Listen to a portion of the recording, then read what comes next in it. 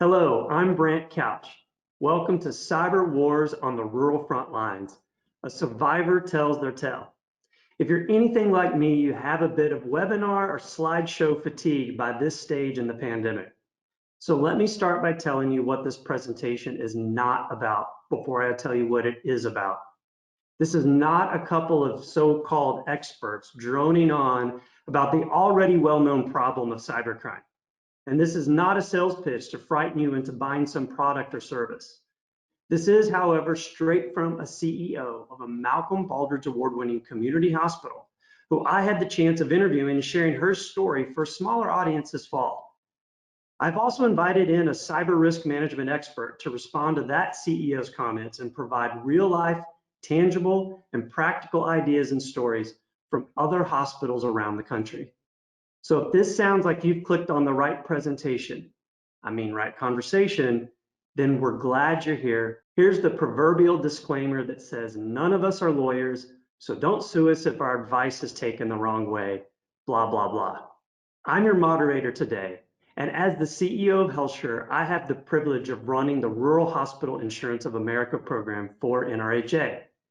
Prior to my 17 years working with rural hospitals, I spent almost a decade with Ernst & Young. But enough about me, let me introduce our speakers. Jane Pope is the CEO for Hill Country Memorial, located in Fredericksburg, Texas. HCM is a Malcolm Baldrige National Quality Award recipient, one of just few rural hospitals to ever earn this achievement. Hill Country Memorial has been an 8-year recipient of the Top 100 Hospital Award, and Jane has been recognized by Becker's Hospital Review as one of America's 60 rural hospital CEOs to know since 2013. Now, our other speaker, Alex Ricardo, is an executive with Beasley Cyber and Executive Risk Group. He brings to Beasley a 23-year background of service to hospitals and government agencies in managing risk assessments, crisis communication strategies, data breach response, and internal threat management. He's a certified information privacy professional, and prior to joining Beasley, he worked with Kroll, a leading global security and risk management company where he was their private subject matter expert and zone leader for the data breach services team. During that time, he personally oversaw over 250 data breaches. So he knows a little bit about what he's talking about. Let me set the stage for a point of view that is rooted in working exclusively with and for rural hospitals. The Rural Hospital Insurance of America program was created so that these hospitals across the country never have to go it alone by increasing their buying power, leveraging risk, and sharing their experience and wisdom. Over 85 hospitals strong and growing, we know that turning risk into an asset and beating big insurance companies at their own game is the only way to survive in the long run. I hope you'll check out our website or reach out to me anytime to learn about the many ways we're helping hospitals win. As I said before, there's no need to spend much time talking about the cybercrime problems hospitals are already facing. It's undeniable. As sure as the sun will rise tomorrow, we know hospitals will be defending themselves against cyber criminals hard at work. Your data is very valuable to these criminals. And just like your data is valuable to cyber criminals, we also know your cost to recover that data is equally expensive. The average is $429 per record, and that equates to almost $6.4 million for a hospital in 2019.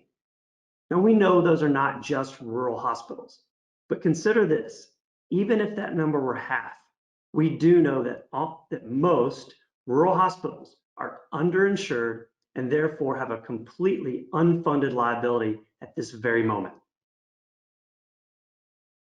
This is why our team spent the last year searching for the best program we could for rural hospitals. We are now offering a comprehensive and practical cybercrime prevention, protection, and response we call the Cybersecurity Insurance, or CSI. So whether you join a group of other hospitals in this program or you do it alone, don't let this simple action cause you to be caught exposed and underfunded. We know surprises in the boardroom aren't good. And as a community asset, you deserve to be properly protected. All right, so let's take a look now at some of the video content that we have from a conversation I had with Jane Pope regarding really those incidents that she lived through. These are the real live battle scars that she had being on the cyber warfare front lines. And she's going to give us a quick overview of 3 different things that have happened to their hospital just in the last few years. And so these have been repeating, but they're all different. So it's really important that we pay attention to what Jane has to say here, because Alex and I are going to be talking about exactly these points and topics and how they kind of relate to what the rest of you as rural hospitals really need to know in this day and age. So here we go. It can happen to anyone. In fact, I can tell you we have 3 stories to tell, and I will briefly, Brant, go into all 3 of those. The first one, the most significant, happened in March of 2017 when one of our clinical directors who entered information into a portal believed she was doing that, and in fact, she was giving up her credentials. And she gave up her credentials, including her password. And we were in an abundance of precaution. We're believing that maybe those criminals wanted our patient records.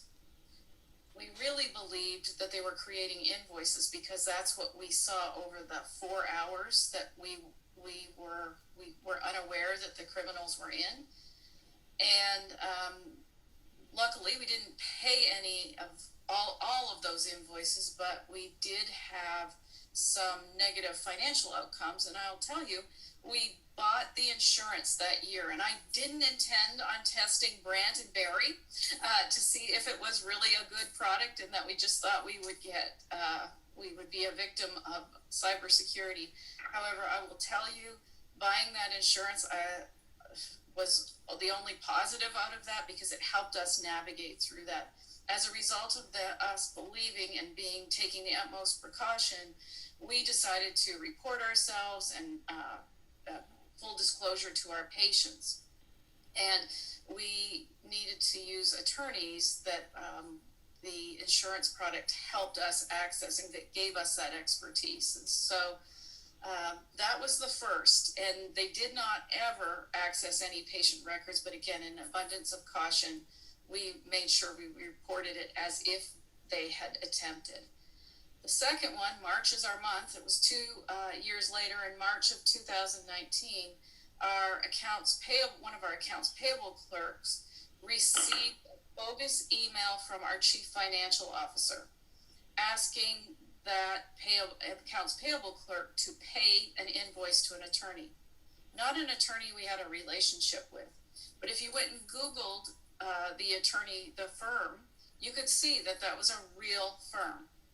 But the criminals had used that as a mask and were asking that we pay 2 invoices. We paid one, and by the second one, we clued in that there's something wrong. And so that was the second time that we were a victim of cybercrime. Very different than the first, however, also a cybercrime. And the third one was a bit of a fluke. It also happened in 2019, where our checks, our counterfeit checks were created with our routing number, and they were sent to people asking them from across all of the country to go cash them.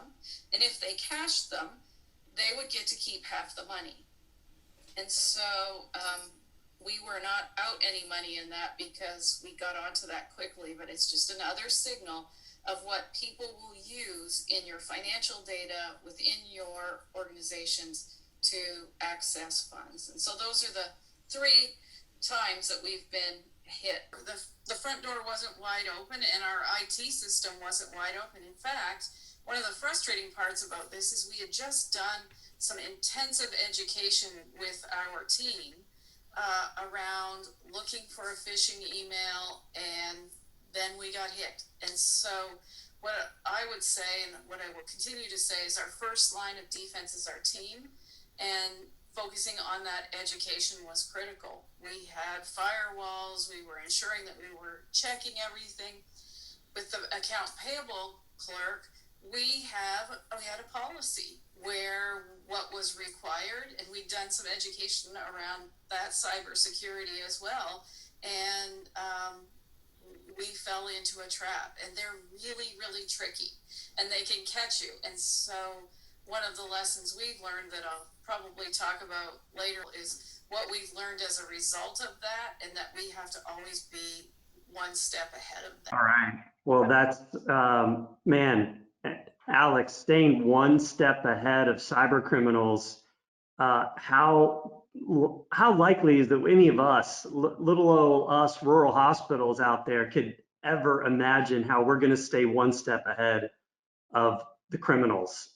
Probably the best thing to admit is that it's next to impossible to stay one step ahead. I mean, we really have to recognize that it is a bit of a cat and mouse game, and that the criminals are always going to maintain that one step ahead, unfortunately.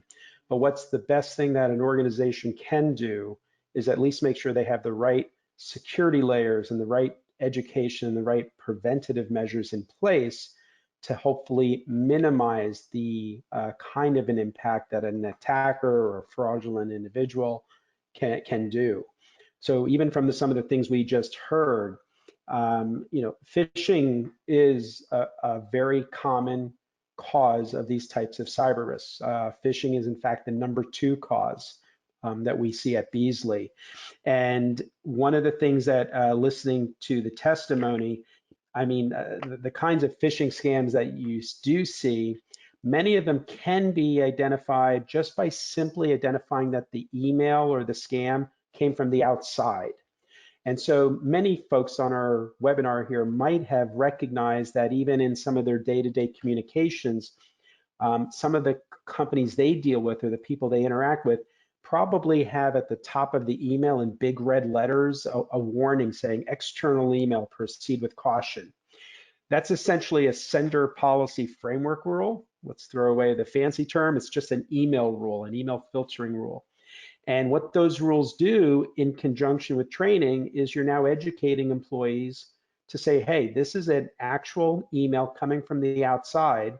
So based on what it's asking, we got to get an appreciation. Is that supposed to be coming from the outside?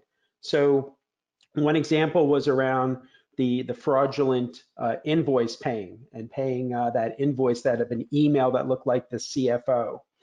Well, if that email was marked with that email filtering rule, it would have been marked with big red letters at the top, external email.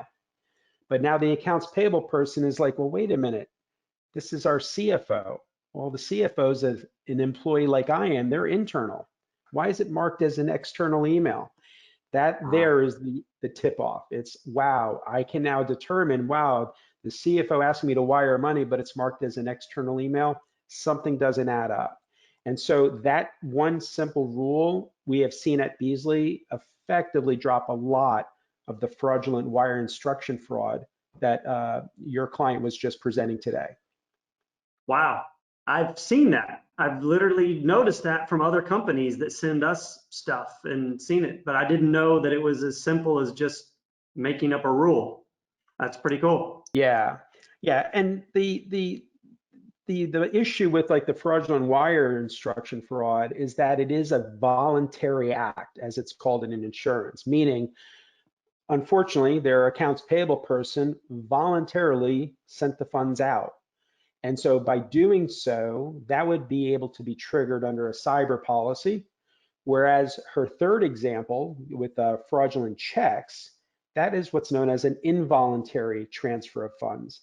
That, of course, sits on a fidelity or crime policy. But it's good to know that at least the voluntary activities are going to be something that often is covered on a cyber policy.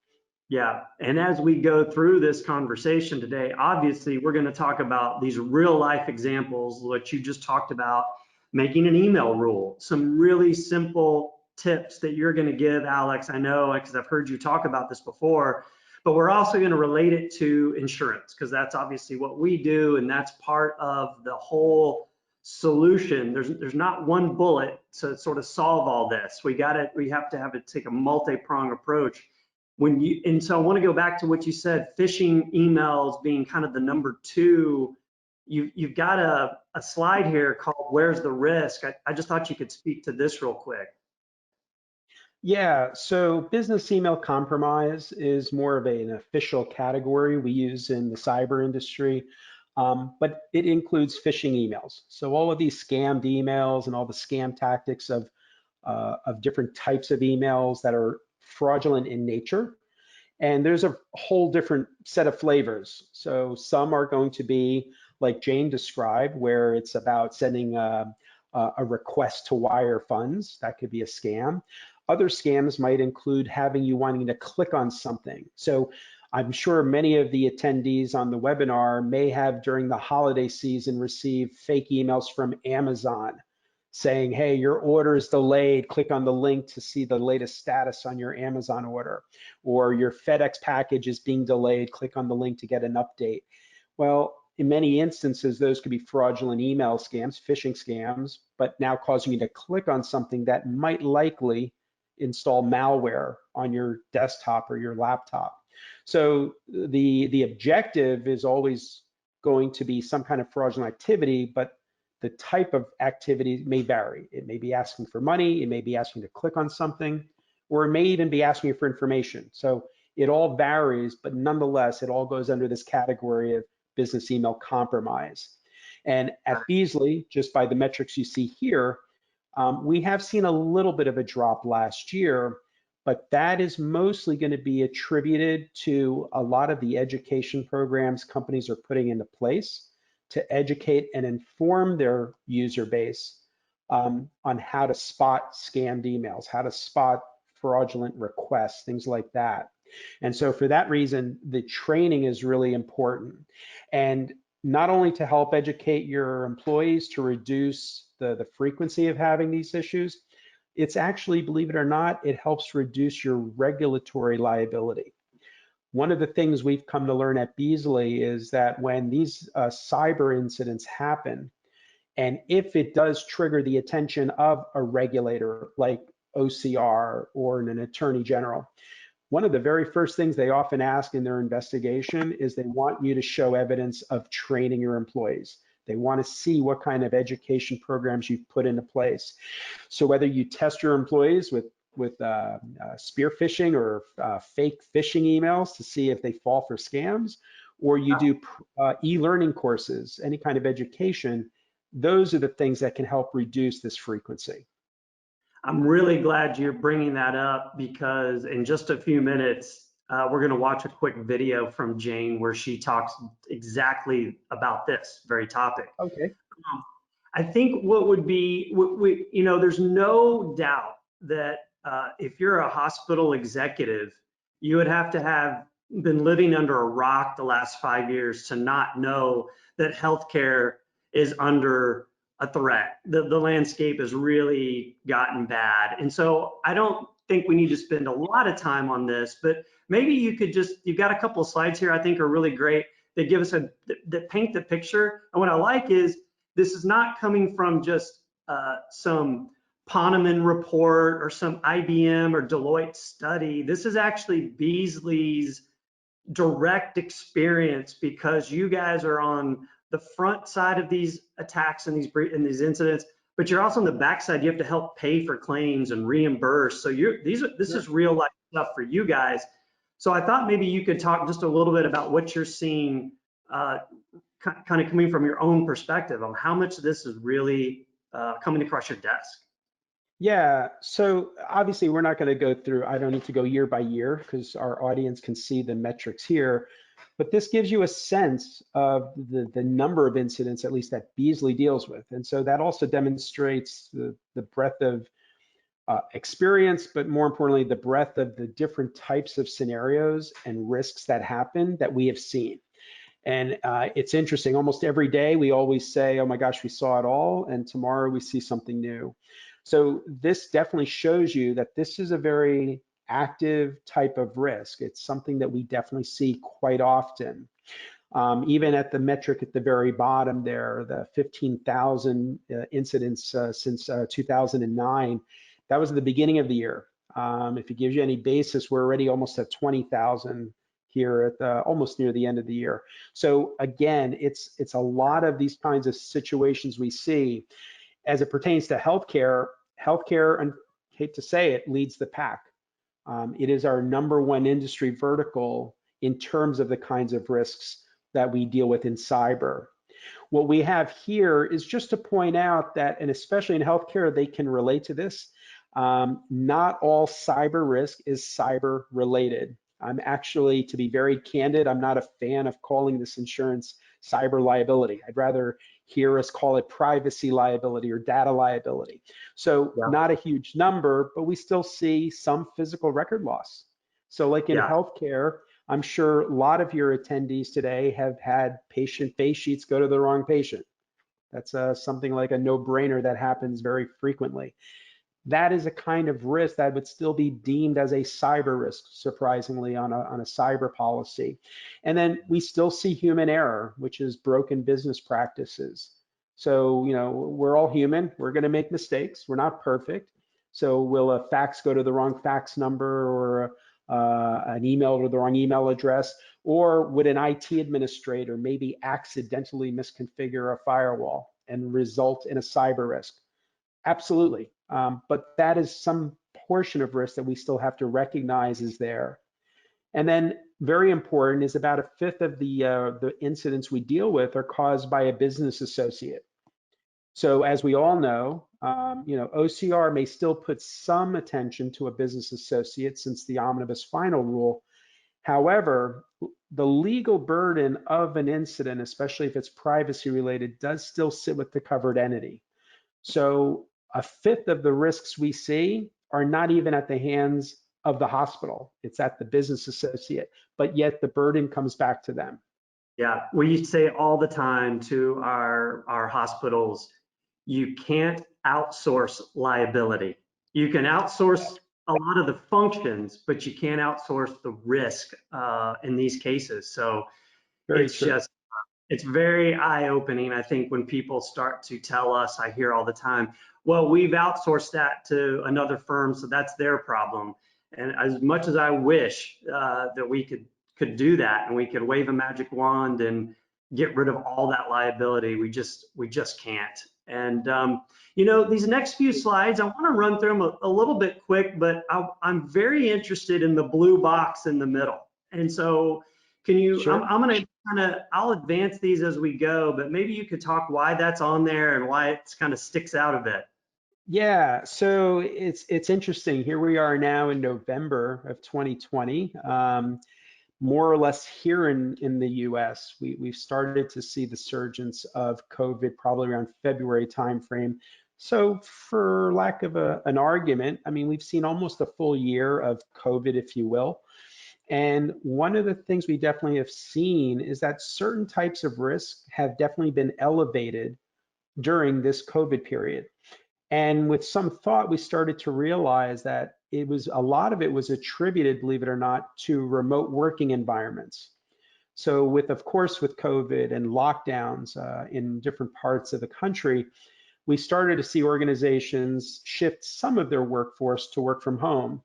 But working from home can introduce cyber risk. And so things like unencrypted portable media. So think of those pesky thumb drives that everybody likes to carry around. Well, obviously working from home means you're going to be shifting business or corporate or work information, perhaps to thumb drives, to move to your personal PC at home, because that's where the home printer is connected. So now I got to move documents over. Well, those thumb drives, they're designed to be small, so it's easy to carry, but small also means easy to lose, easy to get misplaced, easy to get stolen. So unfortunately, when they're unencrypted, that poses a significant risk to the organization, because virtually all the privacy laws will get triggered. If that device was encrypted, in fact, that would be the best thing, because virtually every regulator, I say virtually, there's a few holdouts, would more or less grant you what's known as a safe harbor grant, which means you have nothing to do. There's no notification requirements, no publication of the incident. So I'm always trying to convince clients, you got to encrypt these things. I know sometimes it can be an inconvenience, but nonetheless, from a regulatory liability, it drops drastically. And that's one thing we've seen elevated a bit with during the COVID period. And so I have to share the story because just this morning I was on a call with the CEO of a rural hospital, and what I've heard all along, and this has been true, hospitals generally all the workers are on site. There's just not a lot of remote workers. Sure. But this CEO was having this Zoom call with me this morning from his home. And I said, hey, he goes, I hate working from home. I said, why are you doing it then? He goes, because we had our chief nursing officer tested positive for COVID. So we had to send home like 15 people from the management team and everything else. And so they would normally not work from home. In fact, they're very, poorly set up to work from home. But if you have to go quarantine for 14 days, that's 14 days now that you're operating on your laptop or whatever. And I could tell he was really out of his element because he didn't have his Sure. normal double monitors and he didn't feel like he knew how. He said everything was moving clunky and slow. Yeah. So I think we can't stress enough that even rural hospitals, this is an issue. This work from home. Now I'm going to move a little quicker through these because I want to get to Jane's next one. But what in 30 seconds or more, what would you say about paper and physical records? Because they're still out there. Yeah, they are. Yes, I mean, definitely one of the things hospitals can do, real quick checkups that they can do internally, make sure you have modern shredders. So if you still have the single cut shredders that make spaghetti, we got to get rid of them. We need cross-cut shredders making confetti. That in itself makes a huge difference. And we have seen, unfortunately, data breaches resulting even from the spaghetti type shredders. So we Wow. definitely need to make sure those get upgraded. Okay. A lot of people think I'm crazy every time I bring up dumpster diving, but believe it or not, dumpster diving exists still, but it's interesting. It's not usually the criminal.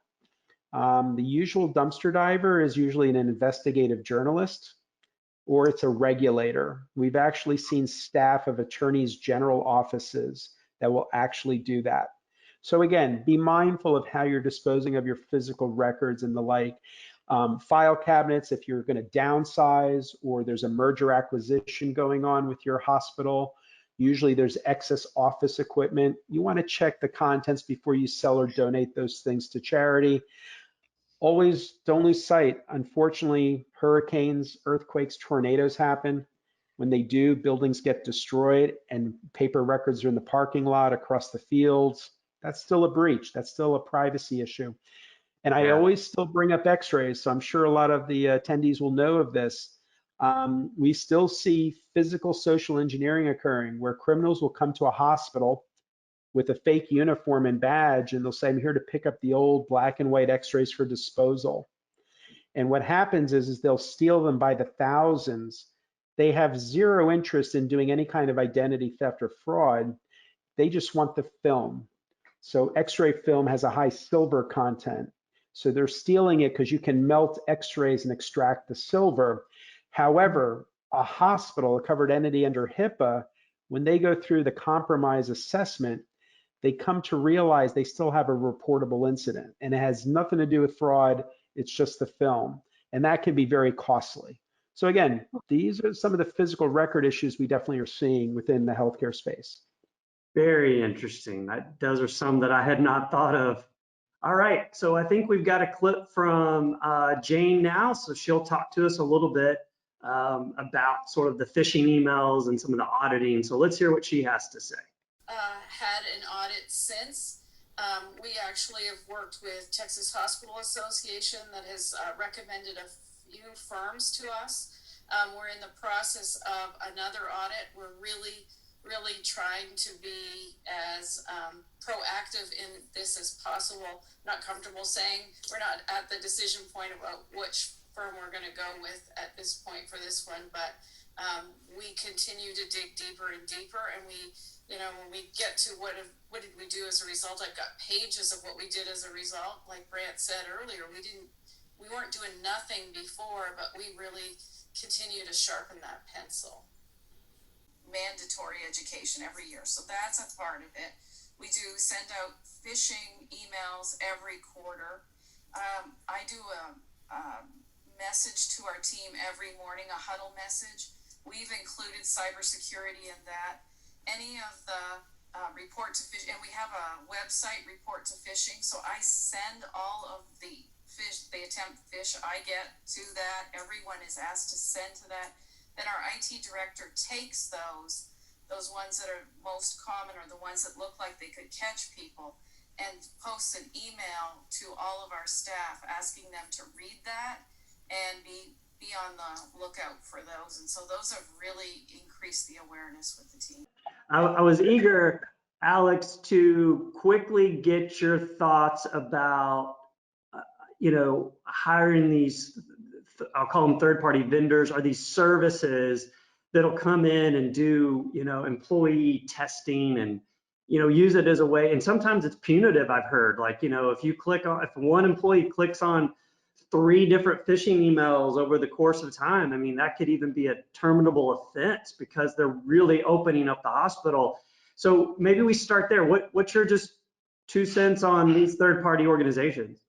Yeah, there's definitely several good companies out there that do, the official term is ethical spear phishing. So it's essentially having a firm test your employees by sending scammed emails, but are not going to cause any harm. But it's more to record whether the employee fell for the scam or not. And there's a lot of good firms. In fact, at Beasley, we work with several of those firms, and we even make arrangements with them to offer preferred rates for our insurers and things like that. Definitely, if anyone does have insurance today, you may want to ask your carrier if they have a relationship with one of these firms. Odds are you can get better pricing from them. Now, some organizations just don't have it in their budget to hire one of these firms. Nothing says your own IT professionals cannot do their own testing like this themselves. So in some instances, you may want to ask your IT teams if the budget's not there today to actually do the same kind of exercising and testing. Now, Brant, I appreciate you bringing up the punitive angle, Yeah. meaning, hey, what happens, how many strikes before you're out? One thing we always advise companies to do, and definitely would fall here in the rural hospital space, you certainly want to make sure that whatever sanction policy you put into place is consistent for all employees, whether that be the custodians wiping the floors to the CEO. Yeah. So the last thing you want is to have other liabilities, some employment practices issues come down the road that you may give more leeway to your management team, your executives, as opposed to your rank and file. So one thing is always making sure is have established sanction policy, and it has to be universal across the board.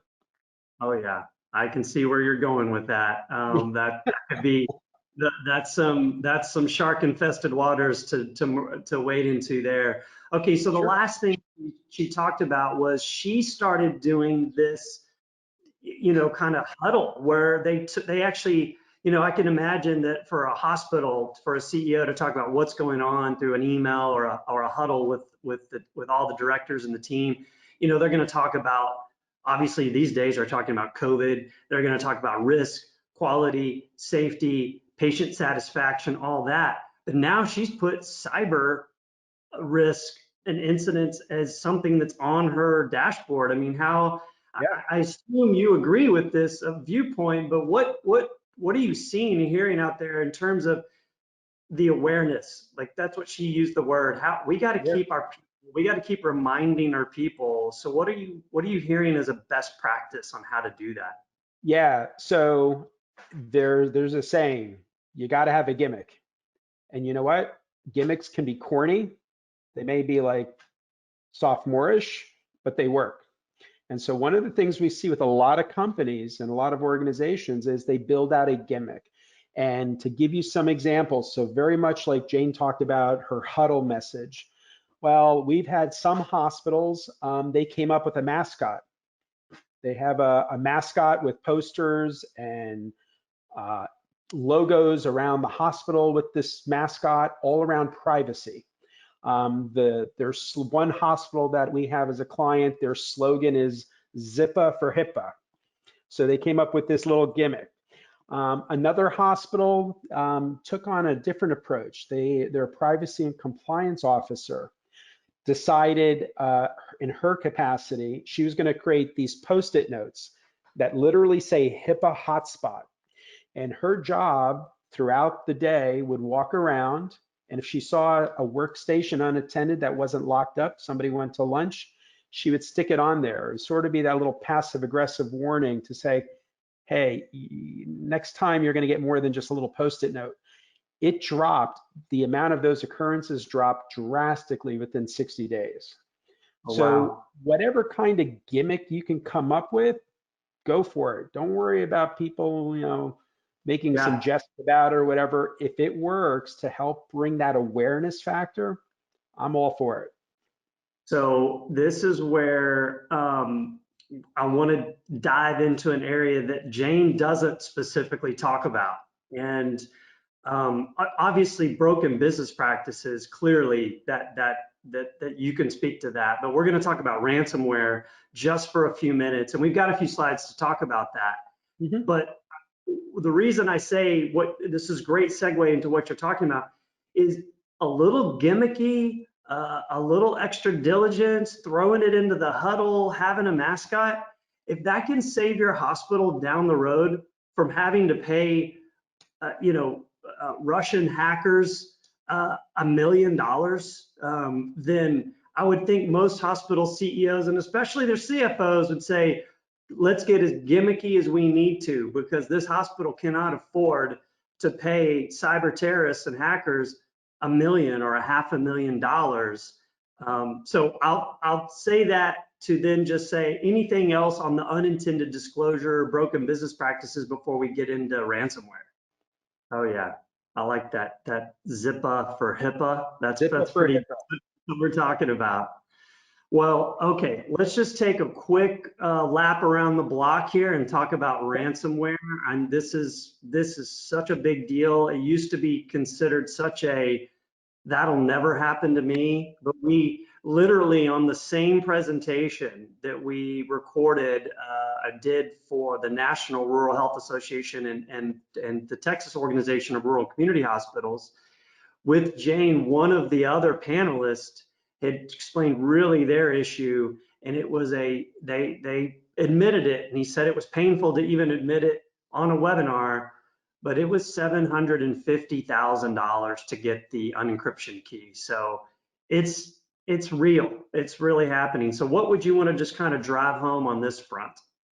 Yeah, so it's just very important to know ransomware right now is the #1 incident cause we're seeing at Beasley. So this is right now should be bringing and garnering as much attention as you can. Now, as you see here, I mean, just to give you an idea, I mean, we've handled just even last year almost 800 ransomware matters. Most of those, I would say, probably right around the 50 percentile point, were healthcare. So healthcare, as you even see by the industry vertical list there, that is the #1 industry vertical we're seeing. Now, if anyone's still following my little COVID-19 blue tags, so I put that there for healthcare. It was interesting when COVID first started at the beginning of the year, our intelligence that we've gathered working with federal law enforcement, there was buzz amongst these attackers that they were going to try and give a reprieve to healthcare in the earlier part of the year because healthcare was dealing with COVID. As bizarre as this sounds, there was a little bit of a heart with the attackers. Unfortunately, Intel has now shifted that completely the opposite a few months ago, where the attackers have said, look, COVID's going to likely be here for a while. We need to make money.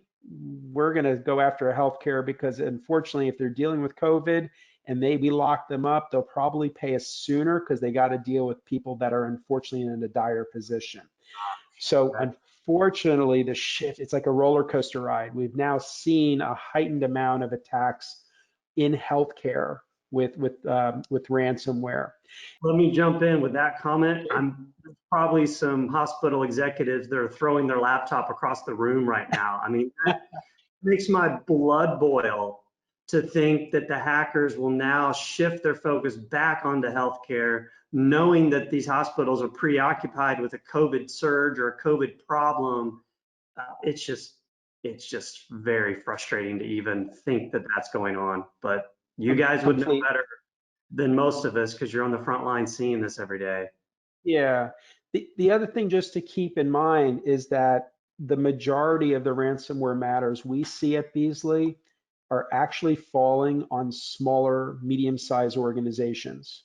So unfortunately, that's also not good news per se for Yeah. the audience here of our webinar. So no doubt, small rural hospitals would likely, in fact, even be more of a target than even like a larger major health system. And that's again because often the attackers view the smaller organizations are likely not as network sophisticated with network security as the larger organizations. And so for that reason, we even see it statistically that the smaller end do see a little bit more of an uptick than the larger end. Well, yeah, so many parts of this that are so frustrating. Sure. Um, I know we gotta keep the pace here moving along. So why don't we get to Jane's video here in just a sec? But Sure. so maybe just a quick comment on each of these slides. Any big takeaways here? Yeah, so not to get too technical for the audience here, but one of the common ways organizations rely on remote access into their network is using a protocol called Remote Desktop Protocol, or RDP. And that could be used for either getting remote employees connected or business associates, the way you allow outside vendors to connect into your system. This, unfortunately, is the #1 attack vector used by an attacker for ransomware. So we certainly want to make sure, just a quick blurb is for the IT professionals, please make sure you beef up the security enhancements you have on your remote connections. That's something that we certainly want you to do because this is the primary way the attackers get in. Got it. So I'm sure the IT folks on the call are familiar with this, but for those of you that are not, make sure your IT folks watch this presentation and especially Exactly. some of this right here. Okay, so then, Microsoft Office 365, no way of knowing how many people on the call are in that environment, but it's a real common one. So what would you say? Yeah, so Office 365 right off the bat is a good software, it's a good product. The product is not the concern, it's the cost to investigate if you had an attacker in your Office 365 environment. So to make a long story short, Microsoft disabled certain critical log files a couple of years ago. We can have a whole discussion over coffee as why they did that. Needless to say, those log files were extremely important to do a forensics investigation if an attacker got into your email environment. Without those log files, the cost to investigate these hacks are extremely expensive.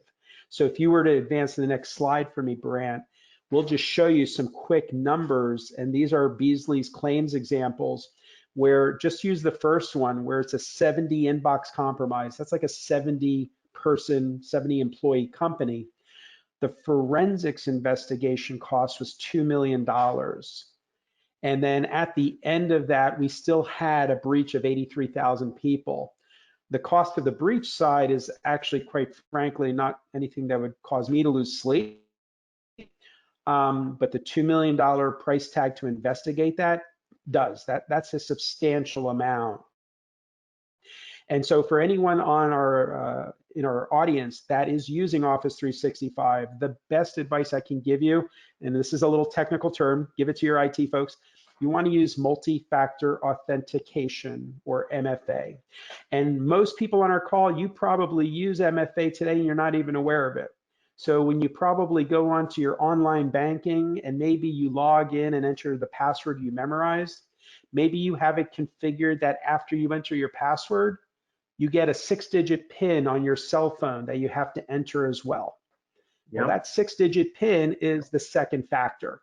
So organizations that deploy a technique like that for their email systems, this $2 million price tag goes away because we would not have to worry about an attacker getting in the first place. So again, just something to keep in mind. Yeah, I'm familiar with the authentication that you're talking about. It's very annoying for most of us in the world. But I think we're going to round kind of home base here and talk now about but what's great about what you just talked about is the dollars, the different things that hospitals have to do. And I get asked the question all the time, if I have a privacy liability policy, or as we might say, a cyber liability policy, how much insurance should I have? And when I'm paying premium for all this insurance, do I get more than just a policy? Is there, it seems like I would need more than just an insurance policy that sits on a shelf. And Sure. so let's listen to what Jane has to say about her experience and some of her comments. I think focusing on your people is critical to be looking at what's happening out there in the industry. And I'm very interested in those pre-breach services because as small independent hospitals, we don't necessarily have access to all of that information. And I think the more that we can stay in touch with what's happening out there and be educating, the more we can be prepared for that. We've worked with our banks, so we've implemented debit block, we implemented positive pay, and so we've looked at the third parties that we have been involved with, and also ensured that they have safety protocols put in place. And to what you said about PHI, we don't attach any PHI that we don't have to, because that is information that you don't want out there, that I don't want out there about ourselves, our families, and we certainly don't want to have the credibility issues. And back in 17, when we got hit with this one, we weren't getting any, like personally, we get emails all the time about, well, your credit card got hit or Target got hit or whatever. And so from a credibility point of view, that was a tough one way back then. And so ensuring that we have that information and being as forthright as possible is a lesson we've learned. Yeah, that's a great, I think, segue into this slide right here. So she used the word pre-breach services, which on the wheel here is about if this were a clock, it's about at the 1 o'clock mark on this. And this is clearly a slide from Beasley and what you all do. But this is what I mean by what we tell our clients all the time. If you're just buying a cyber or privacy liability policy to sit on the shelf, you are completely missing the point. And because there's so much on the front end and the back end that has to happen to ensure, like she says, your credibility. Your credibility is at stake here as a hospital. So I'll let you kind of bring us on home, Alex, on maybe talk a little bit about that and how Beasley has this holistic approach. Yeah, so I mean, very spot on and very much to Jane's points. You don't, in this day and age with cyber risk, the coverage itself is really only one piece of the pie. It really is, it's definitely an important piece, no doubt.